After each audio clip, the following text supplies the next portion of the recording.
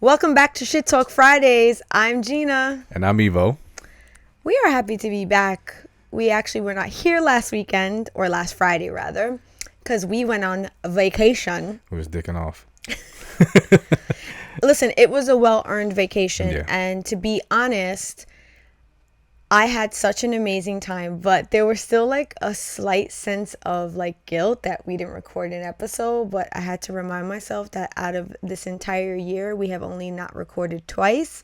So it couldn't be too hard on us. Yeah, it was just that, it's like when you have something that's in routine. Yeah. And then you don't do it, it just kind of feels weird. But still a good time. Always a good time. So let's cheers. We are drinking tequila. What the fuck else? I mean, if you don't know by now, you need to get a clue. Yeah. Because that's my shit. Okay. That's my shit.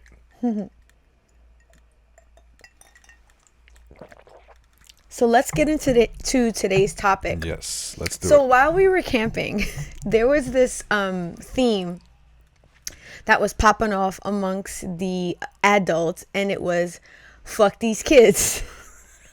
Because it was an adults only getaway. Yeah, because the last time that we went camping, it was with our children. Right. And if anybody is a parent and you've gone on vacation with your children, you know that it is not vacation and it is a lot of work.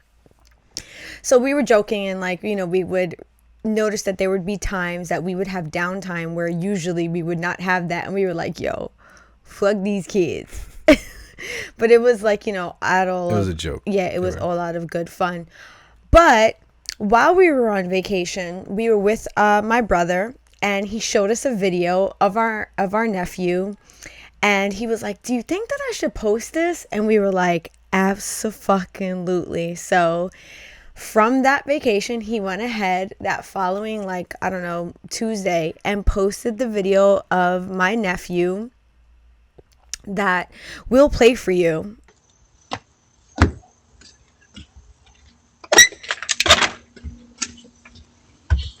Oh, fuck. Fuck you. Fuck you, bitch. Bitch. Motherfucker.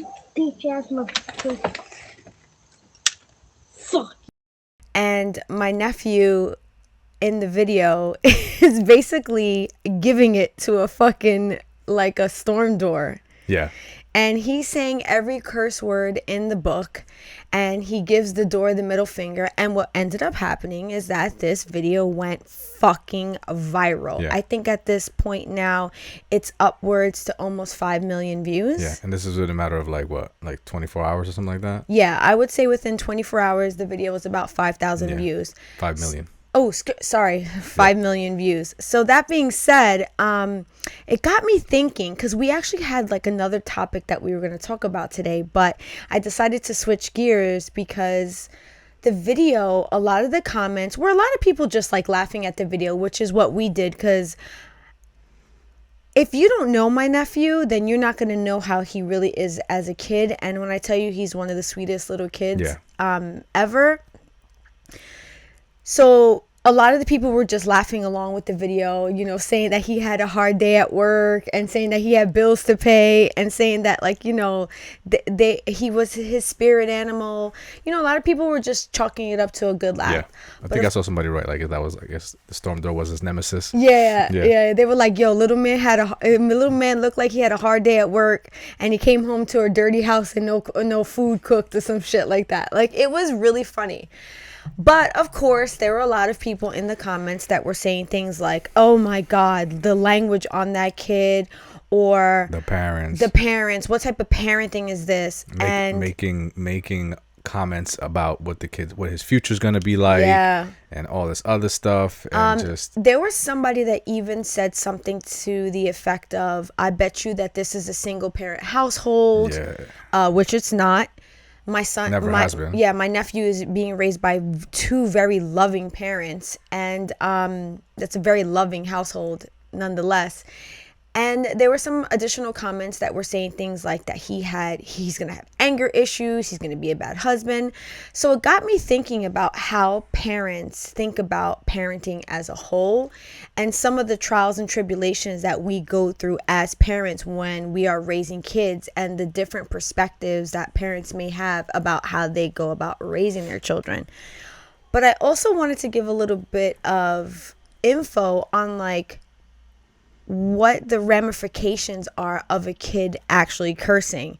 And come to find out that there is almost little to no research about the effects of cursing or foul language or whatever you want to call it, language amongst children. Psychologists don't really have any hard research that says that it does anything to them negatively. However, there was something that I read in an article from Psychology Today, and it says that researchers suggest that swear words might have a cathartic effect on making us feel better after an injury or an emotional episode. I can see that. So basically what they're saying is that if you stub your toe, you get hit by something, and you curse afterwards, it almost relieves the pain and the stress that you're going through at that particular moment. And that's exactly what happened to my nephew in this video. He got hit by the door and he was like, fuck you, door. He was like, you fucking bitch. I don't know what he was saying, something along those lines. He really went off on that door. He even hit the door, and it was like flipping the finger to the door. Yeah, it was fucking great. Yeah. And the reason why I'm able to laugh at it is not because I'm his aunt. It's because when I was a kid, I cursed all the time. Yeah. Well, I didn't curse in front of my parents, but I definitely, the moment that I was able to do it, and a lot of times it happened in school, on the playground. you're coming in and out of the mic. Oh, sorry. It happened amongst peers on the playground, you know, and I was as young as my nephew was. I was, 6, 7, 8 years old. So, but a lot of people will associate cursing with the lack of discipline at home versus a child being given the opportunity to speak more freely at home. Right.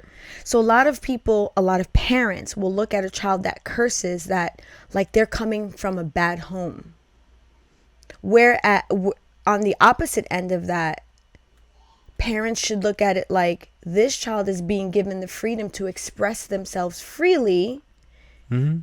And that's something that you and I have decided to allow our daughter to do. Right. Well, so I can't help but to assume, right? Because I'm just speculating and assuming here that these people that think that kids that who curse come from a bad home grew up in a home where cursing wasn't allowed. Cursing was looked down on.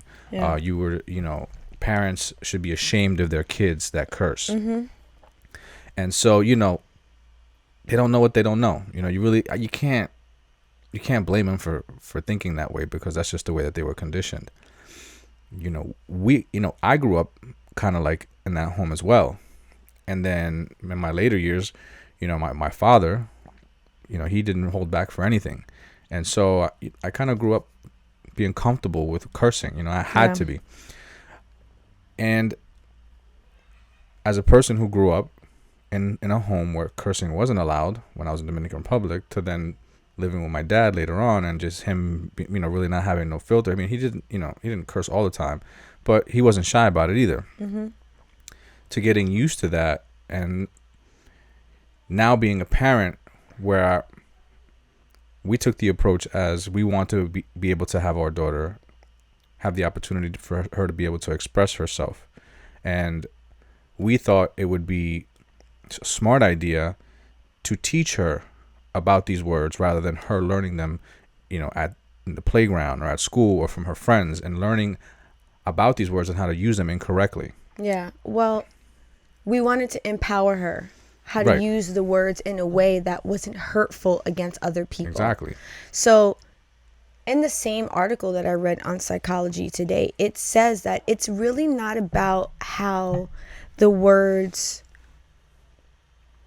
explicit language is used versus how it's portrayed. So a lot of people will see someone using a curse word, and their perception of who that person is or what that person is about can be looked at as less than. Mm-hmm. So if people were to view the way a person is using the word and not tie that to like their overall character, I think they would have a better understanding. So when it comes to our daughter, We allow her to curse in this almost the same exact way that my nephew did, in instances where she's expressing herself, whether it be maybe she's experiencing something emotional or there's something funny. Just the other day, I think she said something to me like, oh, what did she say? I think she said shit. She was like, I don't know what that, like, she was like, I don't know what the shit, or she said something like that. And she was just using it to express herself. But we're very adamant about her not using it against another person, because that can actually be seen as disrespectful. In addition to hurtful, and using those words to put somebody down. I think that it was very important for us to let her know that these words are okay. They're okay to use in a certain way, and they're not okay to use in a certain way. Correct. And I think it's important to teach your kids something that they're going to learn anyway. Yeah, for sure. To teach them at home what they are, to teach them as your parent, and to give them a platform to feel comfortable to talk and not hide this type of word usage. Because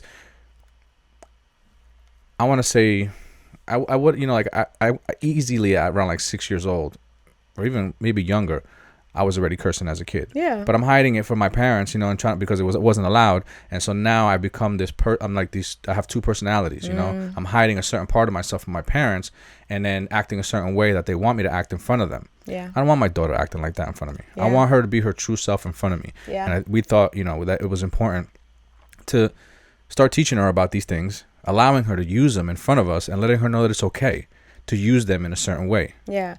We are very adamant about her, like we said, not using it against another person, because that can be viewed as verbal harassment. Yeah. It could be seen as verbal abuse. You don't want to use it in an insulting type of way. Correct. You don't wanna insult somebody. I personally just don't think that those type of words should be used against another human being, because it can... It lacks respect in that sense. And when I thought about this actually comes from something that you and I are very big on. We don't use that type of language when we speak to each other, even when we're angry. Right. I've just noticed that when you use that language against your partner or against another human being, it kind of like crosses this line. You start to like not value that person as much as you did. Because if you can learn how to communicate effectively without using those words to another human being, you're more likely to get your point across, and that other person really understand what you're saying. Yeah, well, let's make no mistake about it. Cursing at someone out of anger is meant to disrespect. It's meant to hurt that person. For sure. So teaching our daughter to not use it in that way effectively makes her a better communicator. Teaching our daughter to use it in a way where you're expressing yourself and speaking about things. Communicate that verbiage to something that doesn't talk, something that is something that has no pulse, right? This thing's not working. It's fucking shit. That's okay. Yeah. But if something's breathing and it has a pulse, you communicate with respect. You communicate with it. You don't use those words. And if somebody uses them with you, then you know that that's not the person that you should be communicating with. We've also gone as far as to explain to her that there may be other parents of children that she's friends with that will not be comfortable with her using that kind of language around their children. So she also has to abstain. Yes. Unless it's been brought to the attention that the parents are also comfortable with their child speaking like that. Yeah, we definitely keep that at home. Yeah. But I would like to say that it's been now, because she's 8, I would say a good 2 years that she's been doing it, and she uses it very effectively. What's funny is I think I might have heard her curse once or twice. Yeah, it's very between. Even though we allow it, and we've told her it's okay, and we've told her how to use it. It's like almost she doesn't even feel the need to have to use it. It's like, it's weird. You would think that. It's like one of those situations when you hold something back from somebody, and you hold it back for so long, and then when it's time to use it, like they can't wait to use it. Yeah. As to where you just give somebody something from the beginning, and they're just like, oh, all right, that's cool. I mean, It's now that I know it's always there, I'll just use it whenever I need it. But there's not like that need to. You know what I mean? I think her favorite word right now, when she wants to say something like explicit, she likes to say flippin'. Flippin', yeah. She'll be like, yo, what the flippin'? Even though she can't curse, but And like she kinda, it's just like what you said. Yeah, she has that. She still has to kind of like keep it PG and politically correct when she's, online talking to her friends, and the friends, have them on each other on speaker, and there's parents around. So like, she has a way of communicating that doesn't consist of cursing. And I feel like that because it's her, she mainly speaks like that cursing, she just hasn't been integrated into her vocabulary. She hasn't done it yet. She hasn't developed that part of it yet. Yeah. But it's starting to come out slowly. Yeah. So like, I love that there are so many other parents out there that I read in the comments that they were like, my kids are just like this. Don't be afraid to let your child do something that potentially is considered taboo, because you kind of take away the power from that thing being taboo when you just say, hey, you're able to do this, and these are the ways that you can do it. Let's just make sure that it's happening a safe way. Parents, listen, think about it like this. We all know about drink responsibly. Let's call it swear responsibly, right? And teach your kids how to swear responsibly. I mean, I think that's really what it boils down to. If you teach them how to swear responsibly, they're going to swear anyway. At some point in their life, you're going to swear to it. How do you want them to do it? You want them to do it how they were taught at home, or you want them to do it the way that they figured out from some other lame who heard it in the street who was using it incorrectly? Think about it. And I honestly feel that deep inside, your perspective might change about how you feel about teaching your kids or allowing them to swear, And if not, fuck it. Fuck it. So, I'm sorry, I didn't mean to cut you off, but at the same time, and I apologize for that, but I just felt like I wanted to say something real quick before we moved on. Okay. And it's that it's not an easy thing to do. Oh yeah, and definitely not. People and parents are they kind of stray away from challenging and the hard part of being parenting. Yeah. So. Well, this is why we're talking about it. We're actually going to get into another. We thought that may be something that some other parents can find in common with us, that they can identify with us as parents, that they're like, all right, there are other people out there that are doing that too.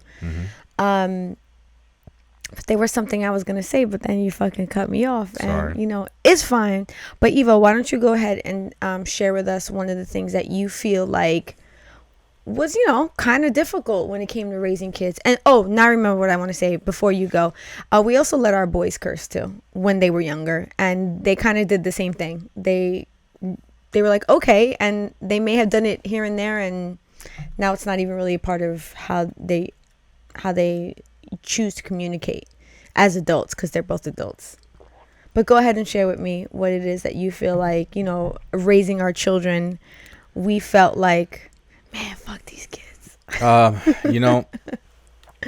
want to say, and we've said this before, and it's probably the most difficult thing that I've had to deal with when raising kids, is learning to understand that there are individuals, that they're human beings, that they have the ability to make their own decisions, and I have to respect that. There was as a parent, you spend a lot of years guiding and controlling, right? Guiding your kid into, don't do this, do that, go this way, and you're really kind of like trying to structure them as they grow. But at some point, it's like when a baby learns how to walk, you got to let them walk. Understanding that your child has now a personality that needs to develop on its own is not as easy. It's not as easy to see as a child that's now starting to walk, and you realize they got to learn how to walk. And that was the hardest thing for me, because it's that harsh reality of like, man, your kids are growing up, and you gotta like start letting go to something that you held on to so hard and so close to, So that had to have been like the most difficult thing for me, as far as like, being a parent. So what would you say you feel like helped you overcome that? It was Anthony. Yo, we talk about this kid a lot on this show. Anthony. This kid. He broke the mold. When I tell you this kid respectfully knew how to put 10 toes down. Yeah. You know what I'm saying? He did it in a way where, you couldn't get, I mean, you would get mad, but you couldn't get mad because he was doing it for himself, you know, not to be disrespectful. Yeah. You know, he just stood, he knew who he was, and he knew what he stood for, and he knew what he wanted. And, you know, even though, for example, you know, let's just say we wanted him to be a doctor, and I'm just using it as a random example because I don't want to get into like his personal life, right? Yeah. But let's just say we wanted him to be a doctor, and, you know, he wanted to be a firefighter. You know, there's those families where what the parents say is what the parents go. Anthony put 10 toes down and said, no, I'm being a firefighter. Like, this is my life. Yeah. You know, when it came to trying to guide him to his future, he really made me understand that I need to let him be him, because that's the only way he's truly going to be happy with himself. You know, anything that we tried to like enforce on him or guide him to do because we felt like it was in his best behavior, it truly didn't make him happy. You could see it in him. You mean within his best interest? Yes, his best interest. Thank you. You could see that it just, you know, he wasn't happy with it, and it was affecting him. And I would much rather see him happy, you know, making his own choices and doing his own things and living his life the way that he wants to, than feel guilty and have a bad relationship with him because, you know, I could not stop being that controlling parent. But learning how to let go and understand that was one of the toughest things as a parent, you know, because you feel like you're doing the right thing all the time. Yeah. You know, I know what's best. You know, you're going to do this. You need to be here. You need to be going this in life. Yeah. And, you know, realizing that you were wrong about that. That takes a lot of was tough. Yeah, that takes a lot of self-reflection. I think it was also really tough for you as a man. Because as his mom, I was just kind of like, oh, he's my baby. Yeah. You know, I always kind of had like a soft spot for him. I was always like, yeah, he really pisses me off. But at the same time, I just really love him. And you were like, no, this motherfucker is disrespectful. Yeah. Fuck these kids. Fuck these kids. So he taught me a lot about myself in that. And it was actually one of the best things that happened to me as a parent. Oh. It was one of the hardest things and the best things that happened to me as a parent. Yeah. I think that there are many other parents out there that go through this with their children where they're like in a rock and a hard place with their child. They want to be able to guide their child to the best of their ability. They want to, you know, keep them safe. They want to support them. But at the same time, they're really not in approval on the road that the child wants to travel. So they're like, how do I support this journey of something that I think in my mind is not going to go the right way? It's not going to benefit them. They're not going to be successful. That shit is hard as a parent. You really will sit back and be like, if I don't put my foot down, it's potential that my child is going to grow up and be a failure. Yeah. And I think that that's one of a parent's biggest fear is that their child grows up and doesn't really do anything with themselves. But that's where the self-awareness and the self-reflection comes in, and you have to sit down and say to yourself, but if they grow up and they choose to be who they want to be, isn't that what I really want for them? Yeah. Well, and that's hard. But why I say that it was the best thing that ever happened to me was because in that moment when I self-reflected, and we've mentioned this before, I realized that I did everything that I said I was going to do. Yeah. You know, and I was becoming frustrated because he just wanted to be who he wanted to be, and he wasn't going to be who I wanted him to be, you know. And here I am, you know, in a place where, as far as things that you know you give to your child, I mean, it's above and beyond, and I'm frustrated with my life. Like, there's so many people who have so much more less and are so much happier, and here I am, mad at life, mad at this kid because he's not who I want him to be. And then I realized, I said, no. I look around, I said, I've provided the best environment and platform for this kid to grow however he needs. He has everything he needs. I just need to let him become him. Yeah. And so the frustration stopped, and I started to appreciate myself more for what we had given them. And it was just like all of a sudden, this flip switched, this weight came off my shoulders, and this rainfall of gratitude and gratefulness just rained down upon me. It was the best thing ever, and I haven't looked back. That was beautiful, but you just made a new word and I loved it. Yeah, I'll be doing that sometimes. You just said this flip switch. This flip switch. Not switch flip. Oh yeah, I said that backwards. I love that though. It's the tequila. They should be doing it to me sometimes. You guys see me walk. I love it though. Ivo's always saying some profound shit on the show, and I'm always just like, as I'm listening to him, I'm like, yeah, I'm gonna clip that. That's gonna be good. So what was one of the more frustrating things for you? God. Okay, so when I thought about this, it was hard for me to put myself back in this like feeling. But there's a quote, and this quote holds so true to how I felt and why this was so hard for me. And it is, comparison is the thief of joy. And the reason why I say that this quote holds so true to one of the hardest things that I had to go through as a parent is because as a young mother, it was really hard for me not to compare my children to the successes of other children. Because I was a young mother and I worked in environments and I was around people that had children the same age as my kids, but they were older parents, they lived their lives very different. I would listen to a lot of parents talk about how their kids were like on honor roll, how their kids were like in sports, and how like they were winning like trophies and championships and all this shit. And my two boys at the time, because we didn't have Ava yet, they weren't doing any of that.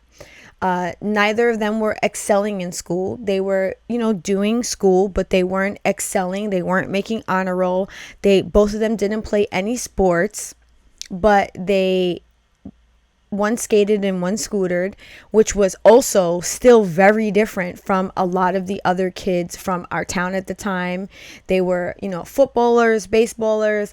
So I always found myself kind of like lost in the sauce when it came to having conversations with other parents about their children and like what their kids were doing.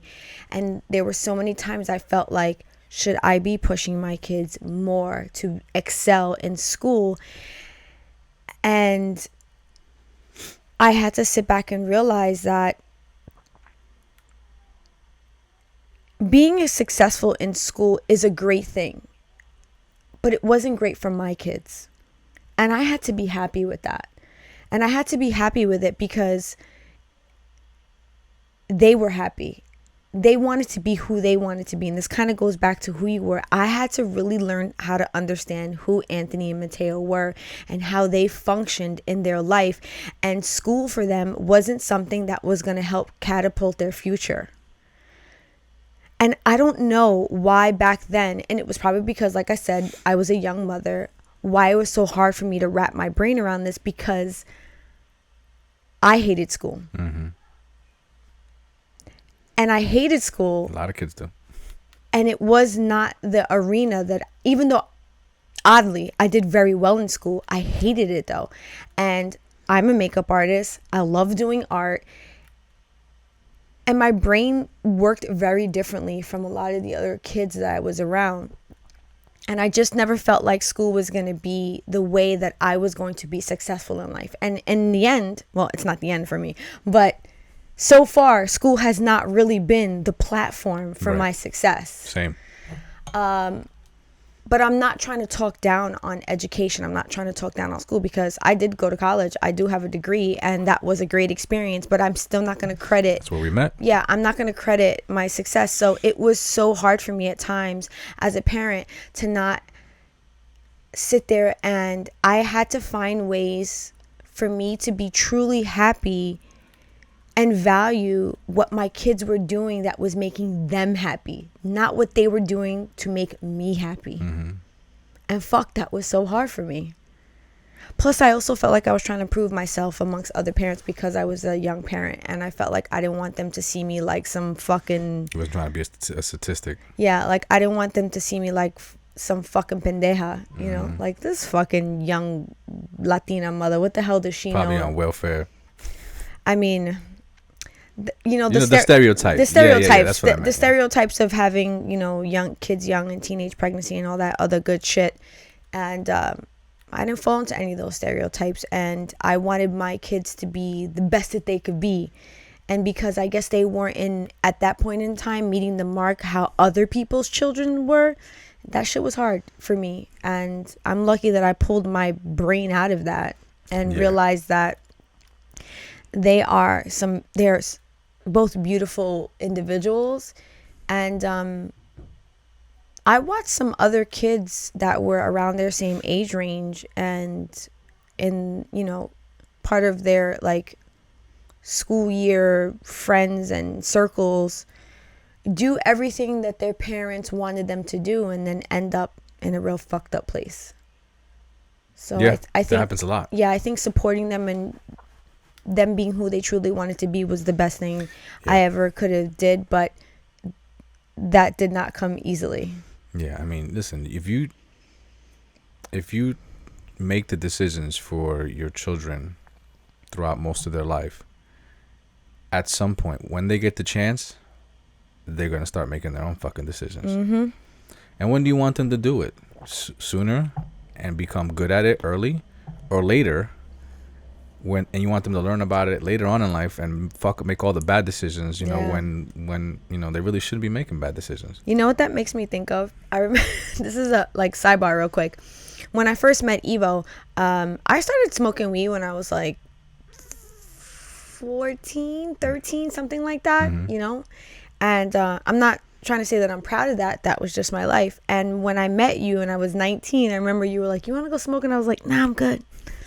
I've actually done a lot of that already. You already went through it. You got that itch out of you. I was like, meanwhile, there were so many people that their exposure to drugs or drinking like happens in college, and they were fucking going hard. And I was just like, yeah, I actually got to go to work. Yeah. I mean, this is why it's important for, as parents to have these conversations with your kids, talk to them about things that you didn't talk to your parents about. Yeah. How do you who do you really want your child to be? And I mean, and it could be either or, right? I'm not saying that one answer is better than the other, but I mean, ask yourself, who do you want your child to be? You want your child to be somebody that runs from you, or you want your child to be somebody that comes to you when they need something, when they want to speak and they want to talk? Do you want them to feel comfortable, or do you want, because I know that, speaking for me personally, I never had the relationship where I could talk to my father. My mother, yes, absolutely. She was very that type of person where she always wanted to have a talk about everything. Yeah, your dad was old school. My dad was old school. So but I lived with my dad. My mom, she lived she was out of state. So when I'm home and I wanted to talk, if I needed to talk, it definitely wasn't with my dad. I couldn't walk into the living room and sit down with him because he never developed that relationship. And so I did a lot of it outside in the streets with my friends and getting advice from inexperienced people, and the type of advice that I shouldn't be getting. I should be getting experienced advice from somebody who knows about life. So this is why I feel like, going back to the cursing, like just touching on these topics at home, just introducing them. It doesn't have to be like a serious part of their life, but just put it out there, see how it goes, and just create this environment where your child feels comfortable being uncomfortable around you. Yeah. I know that's the type of relationship I want with my child, but it takes work. It's not easy. It takes a lot of effort, and it takes a lot of awkward moments too. It takes a lot of vulnerability. But in the end, I know that as long as there's some experience here at home, when she's out and about, she has a foundation. She has like something to say, I know what this is, and it's not what I know of it. Yeah. So this doesn't seem right.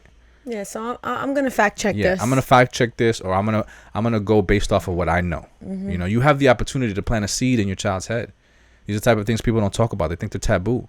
No, they're not. They're opportunities. Yeah, when you just tell your kid that no, it's bad. Yeah. They gonna figure it out anyway. Tell them why, and tell them why it's it can be good, and tell them how it can be good, and teach them how to use it in a good way. Yeah. And then so that when they see it, they'll be like, that's the bad way. As to where, like, if they see it for the first time, they don't know what to think of it. But their friends up to it, and their friends are doing it, so it must be good. And then they learn something the wrong way. Yeah. So think about that, parents. So tell me, what's your next thing that you feel like was difficult for you being a parent? Which is interesting because I feel like every time I ask you, you fucking take a sip of your drink. You know, fortunately, in the beginning, these kids were great. You know, there wasn't a lot of difficulties about being a parent. Wow, that's funny. I didn't feel that way, but I Yeah, also no. feel like you're a lot more laid back than I am. I am. I have, you know, we know that I don't. Yeah, you're the laid back parent. I'm the laid back parent. I don't let a lot of things affect me the way that they should, right? So it's weird because like little things will affect me worse than big things. Yeah, The big things. and I'm opposite. Yeah, the big things, I take it like I got a bulletproof vest. I'm like, okay.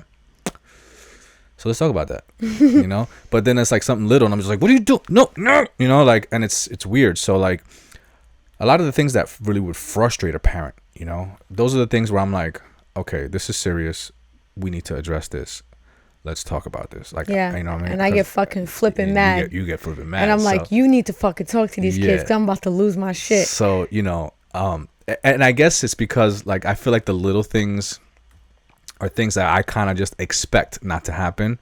You know, they're like common sense, but you just forget that they're kids and it's not common sense to them, and they're still learning about life, and they're gonna do things that'll frustrate you. Yeah. And I think that's what frustrates me the most, is because like, to me it's common sense, but then something big happens and I'm like, okay, I know for a fact that this is something that they didn't know and that we need to teach them. And so that's why I'm very like open to like, all right, we're gonna let that slide and we're gonna teach you, you know, what you did wrong, and we're gonna learn from this. You know, Yeah. we're gonna take this opportunity. So that's why I feel like a lot of it wasn't too frustrating, but the most frustrating part was the change into puberty and the development of the personalities at that age. That was frustrating. With two boys. Yeah, because they were trying to assert their dominance as Yeah, men too. I mean, you know, and I could see it, you know. So two boys, you know, they start feeling like, you know, they want to feel like they have like this feeling of competitiveness that comes around. They want to know where they fit in this social circle that they live amongst, you know. Yeah, the hierarchy. The in hierarchy, house. yes. And so they start testing and pushing boundaries to see where their assertiveness and their dominance is something that they can use, and having to say nope, nope, don't even try it, not gonna happen, you know, and like constantly having to headbutt with them, and you know, and kind of like show them where the guidelines are, you know, the do not cross zones. That was frustrating. Yeah, I think you have kind of like this system. It's like, you know, fool me once, Yeah. you know, shame on me. shame on me, fool me twice. Wait, no, fool me once, Shame on me. shame on you. Oh, Fool me twice, shame on me. Yeah. And for you, it's like, you do it a third time. That's it. Yeah. All fucking bets are off. Who was that? I think Jay-Z said it. I actually don't It's a think rap line. Jay-Z said it. I actually think that J. Cole actually samples one of the Bushes saying that. Yes, he does say it. But Jay-Z says it in one of his songs, and he said, no, actually, it's I'm sorry, it is J. Cole. Yeah. He said, fool me 3 times, fuck the peace sign, pull the Yeah. gat and let it rain on you. Yeah. You know, so I'm that's like, Jay-Z. Yeah. Nah, that's J. I kinda Cole. mixed that up for a second. there. Yeah, so like you kind of have like a system. You kind of let people do things in the house where you're just like, all right, I see you. Mm-hmm. And you're like, they do it one more time. You're like, all right, I'm fucking writing that one down. Yeah. And then they do it the third time and they come home. They're like, yo, I don't got no internet. My phone don't work. What the fuck is happening? You're like, oh, yeah. So actually, on the 7th of August, you did this. And then on the 13th, you did this. And you thought you was slick. Yeah, but you're not. But you're Because not. I'm watching. The streets was watching. Yeah, so, but, you know, you kind of gave them the benefit of the doubt a lot of the times. You kind of let them spread their wings. Yeah. You didn't like trying to rein them in every single time you saw maybe like that behavior that you were talking about, that competitiveness, that boldness of like, you know, wanting to be a young man. And I thought that was great because, again, I was the one that was just like fucking losing my shit on Yeah. the regular. Yeah. I still argue with our middle son, Mateo, all the time. All the time I argue with him. And I honestly just feel like that's our relationship and it's kind of healthy that way. He's going through that part of his life where it feels good for him to win a debate or win an argument. Yeah. You know, it like feeds his ego a bit. So he's always looking to get into like these little like And I can back be and very forths, egotistical Yeah. too, so it does not He's work with it. well between him I and feel I. like any given Sunday, this kid is ready to like just go back and forth with you off of just air, nothing. It could be just have no value, zero meaning the conversation, and it'll turn into some frustrating back and forth. Funny thing, I was talking to one of our mutual friends, and we were having a conversation about me and the way that I am, and I was telling him how, like, listen, I believe in mistakes. And I also believe in bad habits. And I know, and I like to be able to allow for mistakes so that I can identify the bad habits, right? Something bad happens once, it's a mistake. I allow it. I don't react to it. And if it happens 2 or 3 times after that, then now I know it's a bad habit, and that I need to address. So allowing the mistakes to come forward, it could happen one time and it could be a mistake. It could never happen again. But if it happens a couple times, I've created the space for it to happen, play out, and now I can grab it and say, all right, we need to fix this. Yeah, I think that's a great piece of advice for parents to take, that, not to just fucking pop off the minute you see your kid maybe do something, or your young adult, child in your home, not to go ape shit like how I tend to do. Thank God for Ivo. But, sometimes not all households are ran by 2 parents. So, you may want to take this advice and kind of like let them kind of make their own mistakes and, give them a little slack on that. But, interesting that you say that, because, we talked about like how we created this world for them to grow and to be individuals. And one of the things that was so hard for me raising our kids was them not understanding how good they had it, or how good they have it. That was like a topic for a while. Yo, I can't tell you how many times I have said to them, and I said it to Mateo just recently, I'm giving you this advice because I never had anyone to give me advice as a young woman. I came from a childhood where my parents didn't give a fuck about what I was doing, didn't give me any advice, didn't give me any support, didn't care about my education. I ran the fucking streets. So now when we're like pouring all of ourselves into our kids and they're out there sometimes giving us pushback, I'm like, yo, bro, do you know how fucking good you have it? Yeah, right. Do you know I had a fraction of what you got, and if I gave pushback, I get my ass whooped. So that was so hard for me, and I really had to let that go at one point, where I had to say to myself, I can't expect them to value my experience in life. They are trying to understand their own experience. Yeah. They're trying to understand who they are. How the hell can they wrap their head around how bad I used to have it versus how good they have it? That's like when a parent tells a kid, you better eat this food because there's kids in Africa starving. Yeah. There's no way that they could understand that concept as a whole. Any parent out there, I need you to listen, and listen closely. If you are currently telling your kid, do you know how good you have it? Do you know how good this is? Do you know, when I was young, if you were doing that, cut it out. Cut it out. You're fucking wasting your breath, and you're making yourself look crazy because you're speaking in fucking hindsight. Yeah. You understand that? I hope you understand that, right? You're speaking about your life because you're able to look back at it and reflect on your life that only you know about. And that's why you feel how you feel. And you're trying to express as someone who doesn't have the hindsight that you do. So drop it. Yeah. All right? Just fucking dig a hole 6 feet deep, bury that shit, and move the fuck on. Figure out another way how you can get your kids to appreciate the things that you've given them, or even stop trying to make them appreciate it. Just be proud that you gave it to them. You did what you did what you sought out to do as a parent in life, right? Pat yourself on the fucking back and stop trying to beat your kids up for not understanding how fucking good they got it. That's why this episode is called Fuck These Kids. Actually, with that being said, that actually brings us to the end of the episode. Also, too, I want to wrap it up because we have a kitty cat in the back, and he's losing his shit back there. He's ready to go. I didn't even know he was down here because, he's black, and sometimes I mistake him for a piece of freaking clothing all the time. Poor cat. But like I said, Evil, and like I always say, it was always great to have this conversation with you. I missed us doing this last week, but we were having a great time canoeing down the Delaware River. Oh my God. If you have not Put Please that do. on your fucking bucket Yeah, list. I highly recommend. So beautiful. But if you enjoy listening to Evo and I and Shit Talk Fridays, and we're here for you almost every Friday, the way that you can continue to support our podcast is by subscribing, by sharing our content, by commenting.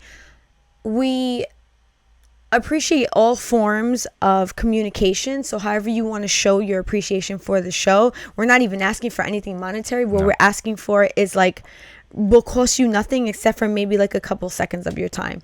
So we'd greatly appreciate that. And if you don't want to, I don't know, then fuck it. But if you think anybody could benefit for some of the stuff that you heard on our episode tonight, share it. Yeah. You know, be a good friend. And with that being said, until next Friday, ladies and gentlemen, peace out.